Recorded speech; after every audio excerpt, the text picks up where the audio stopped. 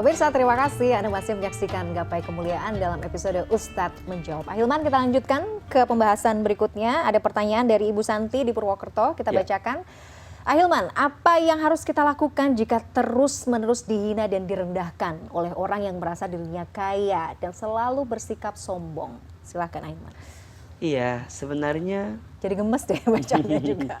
Kalau kita direndahkan sama orang nggak harus sakit hati ya. Boleh dong sakit hati.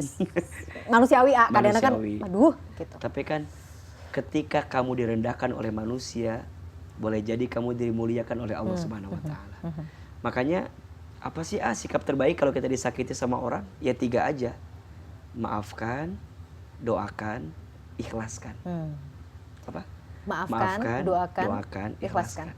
Tapi kan saya punya harga diri. Pengen ngebalas boleh ngebalas. Tapi satu, kamu gak dapat pahala. Wah. Padahal orang tuh boleh jadi ditakdirkan oleh Allah nyakitin kita karena Allah nyiapin apa? Pahala sama kita.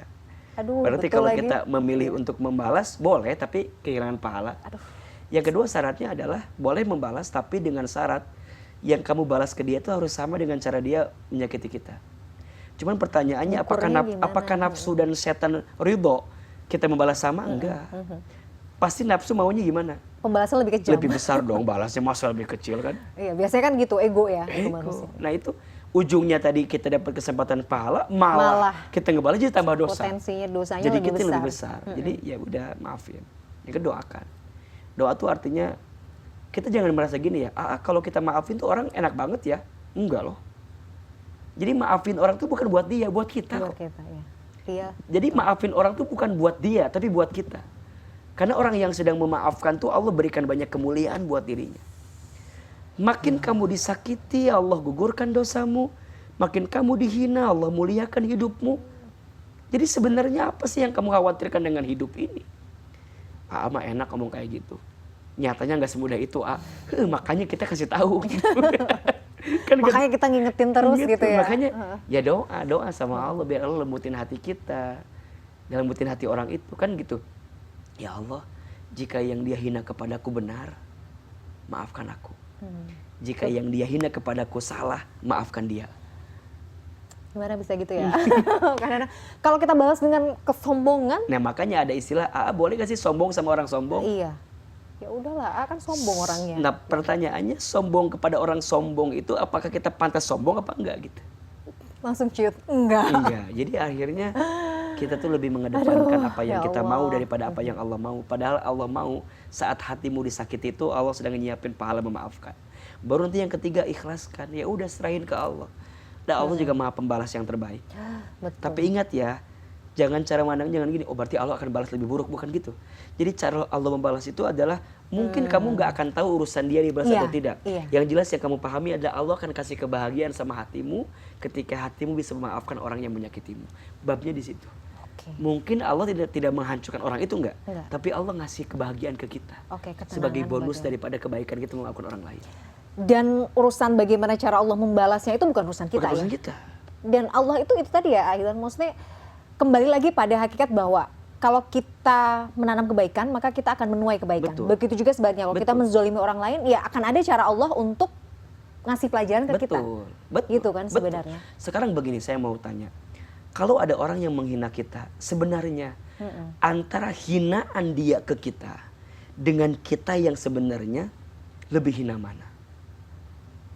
Hina kita sebenarnya yang dihinakan kalau kita tuh jujur ya, nggak ada apa-apanya. Ada yang bilang, orang itu ngehina saya. Apa ngehinanya Bunda? Orang itu bilang saya banyak ngomong. Iya lagi. Bunda. Gitu, ibu itu taunya Bunda banyak ngomong, dia nggak tahu Bunda banyak hutang. Nggak tahu Bunda banyak yang lain. Jadi sebenarnya iya lagi. Benar nggak sih? Betul maksudnya. Bunda mah iya cerewet. Sih. Fakta emang cerewet. Terus apa yang perlu dikonfirmasi? Makanya Nabi itu luar biasa. Kalau yang dihina adalah dirinya, nggak ngambek. Tapi kalau yang dihina agamanya, baru beliau ngambek.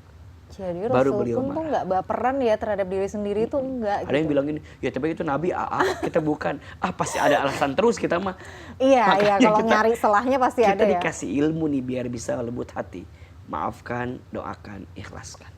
Dan itu perlu dilatih ya. Dilatih. Jadi begitu ada gejolak nih, aduh memang si orang ini ngeselin, langsung ya ingat. Ya makanya Allah siapkan pilihan-pilihan kok, tuh gitu. ada. Mau balas mangga, Iya. mau kamu maafin boleh. Tapi konsekuensinya ada gitu. Konsekuensinya. Ya Allah ya Rahman. Tapi Jadi kan tinggal kita sebenarnya pilih yang mana. balas-balasan itu kan pada akhirnya apa sih? Capek. Iya udah. Iya lagi saya jawab ya. Iya.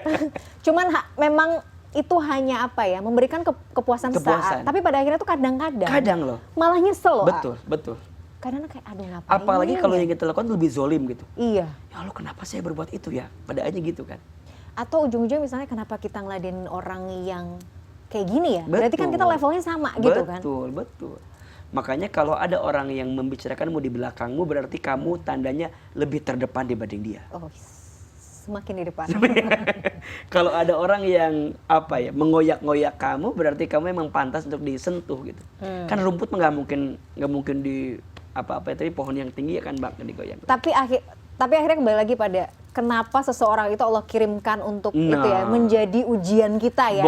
Boleh jadi memang Allah sedang menitipkan pahala untuk kita melalui orang itu. Aku tambahin nih ya. Iya. Tapi memang harus begini gitu ya. Kan orang tuh kadang untuk diampuni dosa tuh caranya banyak. Iya.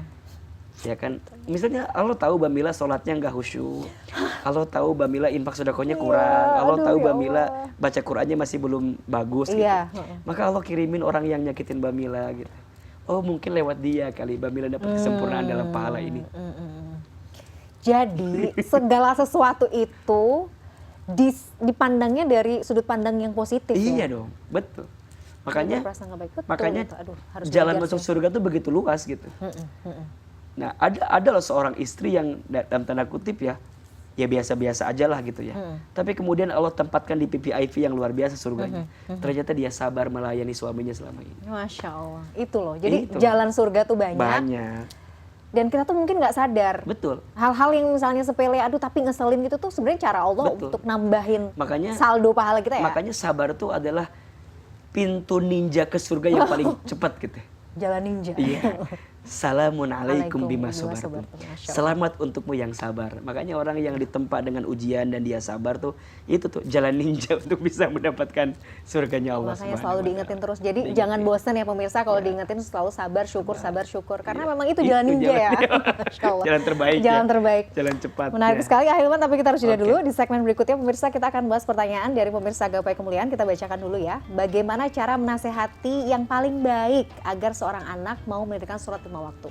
Saya khawatir karena masalah sholatnya tersebut doa-doanya menjadi tidak diterima oleh Allah Subhanahu wa taala. Nah, nanti jawabannya kita tunggu dari Ahilman. Pemirsa jangan kemana-mana, Gapai Kemuliaan masih akan kembali setelah jeda yang satu ini.